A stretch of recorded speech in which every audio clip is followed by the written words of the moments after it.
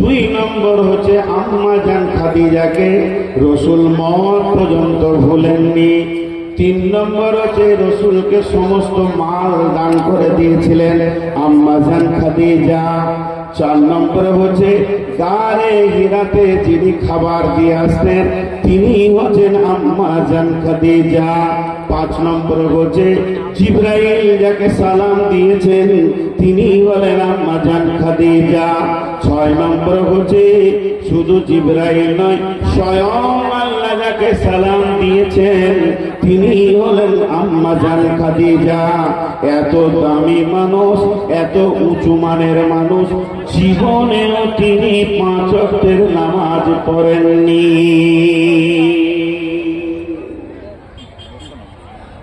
তাহলে তো আমাদের মা বোনেরা খুশি হয়ে গেল। আর নামাজ পড়ে কি করবো? রসুলের বিবি যাকে আল্লাহ সালাম দিচ্ছেন সেই লোকটা 5 ওয়াক্তের নামাজ জীবনেও পড়েনি। তাহলে আপনি আমি নামাজ পড়ার কি দরকার আছে? কিন্তু বন্ধু, এইগুলোর পেছনে একটা একটা একটা একটা কারণ আছে। কারণটা যখন বলবো তখন আপনারই মুখ থেকে বের হবে, ওই লেগে এই জন্যই। সেই কারণটা কি বন্ধুরা আমার? 5 ওয়াক্তের নামাজ কোন সালে কোন তারিখে আসলো এটা একবার দেখতে হবে। বিশ্বনবী মেরাজের রাত্রিতে সুবহানাল্লাযী আশরা বিআবদিহি লাইলাম মিনাল মাসজিদিল হারামি ইলাল মাসজিদিল আকসাল্লাযী বারাকনা হাওলাহু লিনুরিয়াহু মিন আয়াতিনা ইন্নাহু হুয়াস সামিউল বাসীর।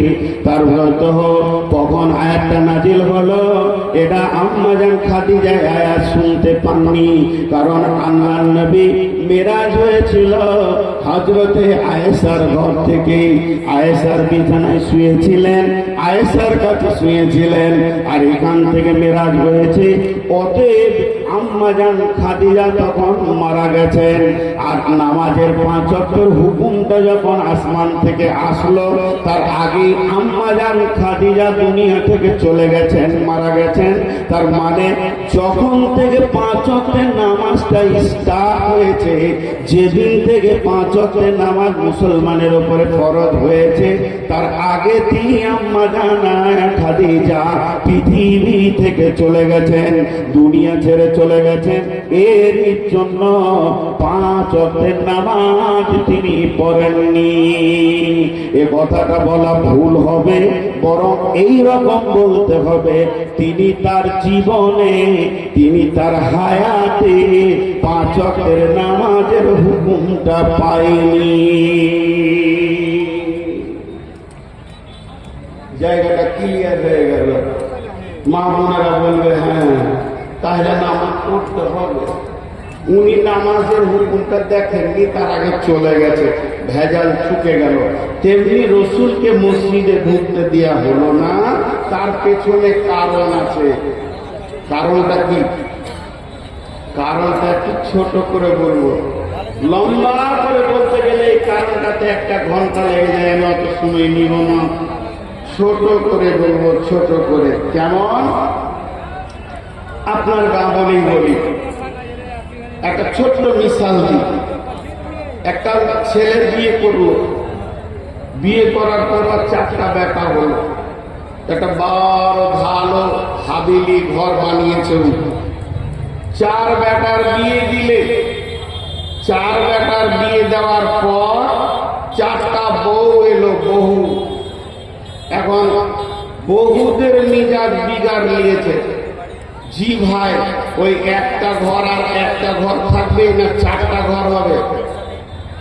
বলে বাপ একটা ঘর বানিয়েছে, সেটা থাকবে না 4টা ভাগ হবে? 4টা ভাগ হয়ে গেল। তাহলে একটা মায়ের পেটে একই মায়ের দুধ, একই মায়ের পেট, বাপ একটাই, পৃথিবীতে জন্ম নিল। আর আর একই হাঁড়িতে ভাত খেয়ে বড় হলো, আবার 4টা ঘর আলাদা হয়ে গেল। তাহলে যে গ্রামের মসজিদে আপনাদের জামে মসজিদের জালসা করছেন, এই মসজিদটাতে কতগুলো ফ্যামিলির লোক ঢুকে, কতগুলো খানদান ঢুকে। এক মায়ের পেটে 4 ভাইয়ের যদি ঝগড়া হয়, তাহলে এখানে 1000 হলো, না হলো 500, না হলো 200টা মায়ের পেটের বাচ্চা একটা মসজিদে ঢুকছে, তোদের ঝগড়া হবে না? বলেন, মসজিদে ঝগড়া হয় কি হয় না? আপনারা মনে হয় রাগ করেছেন নাকি? রাগ করেছেন আপনারা? আমার উপরে রাগ করেছেন? রাগ হতেই পারে, আপনাদের সভাপতির সঙ্গে চিল্লাচিল্লি করে দিতে রাগ হতে মাপ চাইলাম। আর কেন রাগ থাকবে? মুসলমান মাফ করে জি ভাই, তো আল্লাহ তাকে ভালোবাসবে। এখন একটা আওয়াজ দেন, তাহলে একটা মসজিদে 200 মায়ের বেটা ঢুকছে, তো ঝগড়া হতেই পারে। একটা দর্শন কথা বলবো, দর্শন কথাটা মন দিয়ে শুনেন। ঝগড়া করাটা খারাপ নয়, ঝগড়া রাখাটা খারাপ। সাহাবীদের ঝগড়া হয়েছে, সাহাবীদের মতো চরিত্র এত দামি, আমাদের ওদের জুতোর তুল্য হব না। ঝগড়া হয়েছে, কিন্তু তারা ঝগড়াকে রাখেনি, জিয়ে রাখেনি। আর আমি কিন্তু তফসির করছি, ভাবিয়ে না যে পূর্বের কথা তুলছি। ঝগড়া হওয়াটা স্বাভাবিক হয়ে গেল হুট করে, কিন্তু ওটা রেখে দেওয়াটা গুনাহ। এরপর আপনাদেরকে একটা হাদিস শোনাবো। সেই হাদিসটা মসজিদের ব্যাপারে আমি বক্তব্য রাখছি, অন্যদিকে যাইনি। আমি একটা বিষয় ছাড়া কথা বলি না, তো এটা শোনাবো। শোনানোর আগে আমি দলিলটা দিই।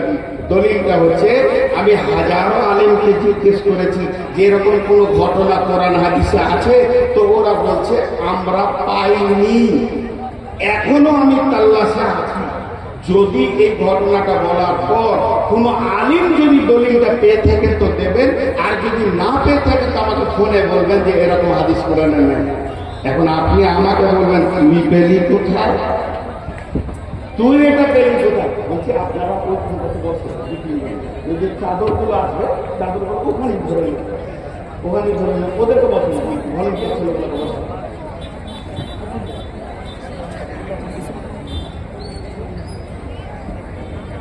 ওই সাইডে বসে 1 মিনিট খালি ধরতে ধরে শুনেন সাহাবীদের ঘটনা। দলিলটা কি? আমার পাশের গ্রামে জালসা, আমার গাঁ থেকে 1 কিলোমিটার। তো শুয়েছিলাম, একটা ভালো বক্তা আসছে, হান কি বেরোয় তাও বলে না, আইলা হাদিস নয়। তো শুয়ে থাকতে থাকতে রাত 10টায় মোটটা বলতে তুই তো জালসা করে বেড়া, তো তুই শুনবি না, একটা বড় আলেম আসছে বলতে চলে গেল। আমি ঠিক দূরে বসেছি, এলাকার ছেলে অনেকে ডাকলো স্ত্রী দেখছেন, আমি শুনি মৌলানা স্ত্রী উনি বায়ানটা করছিলেন, আমি ওনার নকলটা আপনাকে দিচ্ছি। এবার শুনেন ঘটনাটা। সাহাবা রাদিয়াল্লাহু আজমাইনেরা যখন কাজ করতেন কাজের যখন ফুরসত মিলে যেত, কাজ করতে করতে দেখতো যে আর কাজ নাই, তখন ওরা সময় চায়ের দোকানে আর পুরীর দোকানে আড্ডা দিতেন না, সিধা মসজিদে এসে বসতেন বা নফল নামাজ পড়তেন।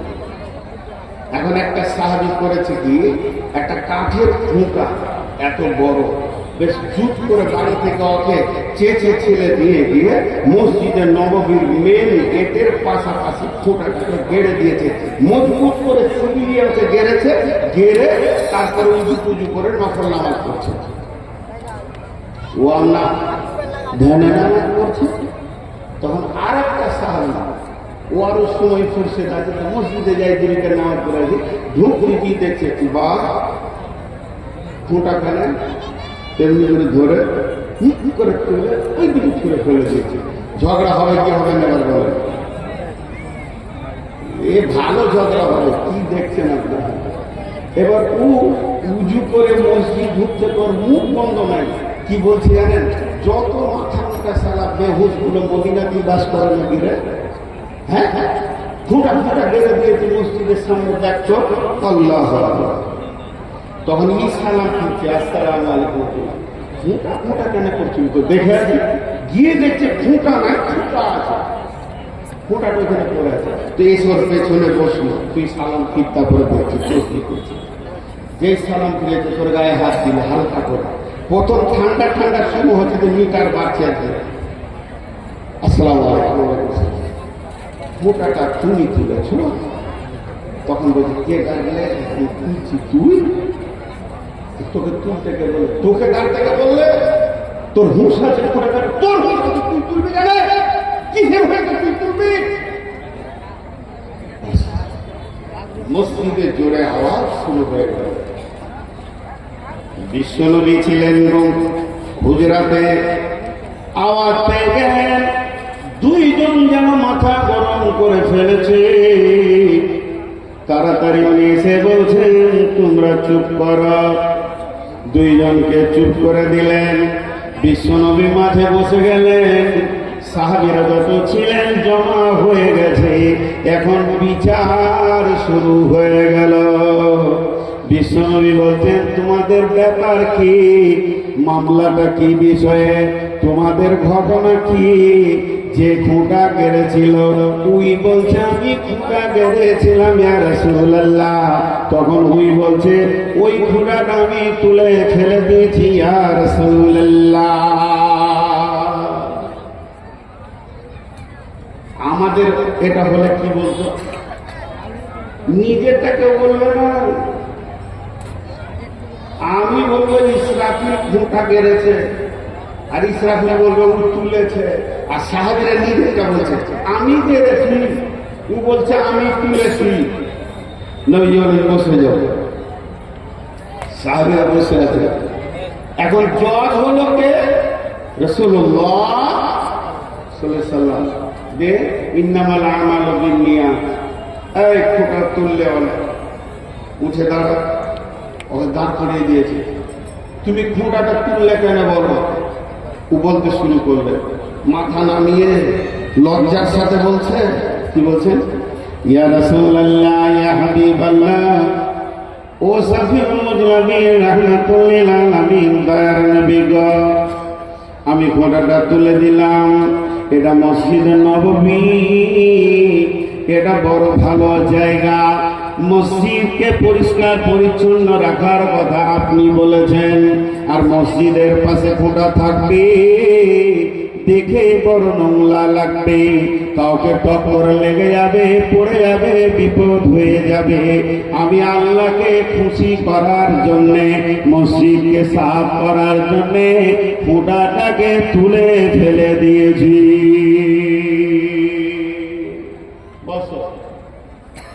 এখন আপনাদেরকে বলছি, এই গাঁটার নাম খালি ভুলে গেছে, দানিপুর। তো দানিপুর ঠিক করবে, দানিপুর মানে তো দানে ভেড়ে গেলে। তো আপনারা বলেন ঠিক করেছে না ভুল করেছে? বলেন, সবাই বলেন ঠিক করেছে না ভুল করেছে? ঠিক করেছে। রোজি বলেন বলেছে। এবার খুঁটা কারণ শুনেছি, তোর কি বিঘার লিখে খুঁটা গেড়েছিস কেন? ও কি বলছেন? ইয়া রাসূলুল্লাহ এটা হলো মদিনা, মদিনা থেকে উত্তরে হলো শাম সিরিয়া, দক্ষিণে হলো মক্কা। মক্কার লোকেরা শাম সিরিয়াতে ব্যবসা বাণিজ্য করে, আবার ওখান থেকে মাল নিয়ে মক্কায় ফিরে যায়। শামের লোক বাণিজ্যের দল মক্কায় গিয়ে বিজনেস করে, আবার নিজের দেশে ফিরে যায়। আর এটাই হলো তার মেন রোড, হাই রোড। আর হাই রোডের ধারে মসজিদ, তাদের নামাজের অর্থ হলে মসজিদে নামাজ পড়ে।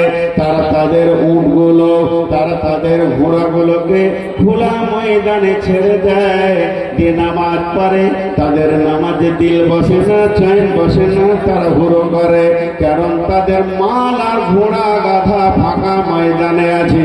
আমি ঘোড়াটা কেড়ে দিলাম, ওই সব মানিকের দলেরা এই খোঁটাতে উঠতে ঘোড়াকে গাধাকে বাঁধবে, বেঁধে ধীরে সুস্থে নামাজ আদায় করবে। এবার বলেন ঠিক করেছে না ভুল করেছে? ইও ঠিক করেছে, উনিও ঠিক করেছে। এবার নবীজি ফয়সালা দিচ্ছেন, ও ফোঁটা করনেওয়ালা, ও ফোঁটা তুলনেওয়ালা, তোমাদের নিয়তের কারণে তোমরা দুজনই জান্নাতি। অতএব বন্ধুরে, আল্লাহ কোরআনে বলছেন, এবার দলিল দিচ্ছি। এটা কোন দলিল দিলাম না, একটাই কথা প্রথমেই বলেছি, একজন হানফি বক্তার মুখে সামান্য নকল দিলাম। এটা থাকতেও পারে, না থাকতে পারে, কিন্তু আল্লাহর দলিলটা আপনাদেরকে দিই। সূরা তাওবার 107 নম্বরে আয়াত বলছেন, বিসমিল্লাহির রহমানির রহিম, ওয়াল্লাযীনা ইত্তাখাযু মাসজিদান জিরারাও ওয়া কুফুরা তাফরীকাম বাইনাল মুমিনি ওয়া ইরসাদান লিমান হারামাল্লাহা ওয়া রাসূলুহু মিন ক্বাবলু ওয়া লা ইয়াহলিফুন্না ইন আরাদনা ইল্লাল হুসনা ওয়াল্লাহু ইয়াশহাদু ইন্নাহুম লাকাযিবুন। মক্কাতে দুই রকম শত্রু ছিল রাসূলের, একটার নাম হলো কাফির আর একটার নাম হলো মুশরিক। মক্কাতে দুই রকম শত্রু ছিল, একটার নাম কাফির, একটার নাম মুশরিক। বিশ্বনবী যখন মদিনায় চলে আসলেন, শত্রু ক্ষমতা বেড়ে গেল, তাদের নাম হচ্ছে মুনাফিক। কাফের মুশরিকরা হালকা দুর্বল হয়ে গেল, কিন্তু মুনাফিকরা মাথা ছাড়া দিল। রাসূলের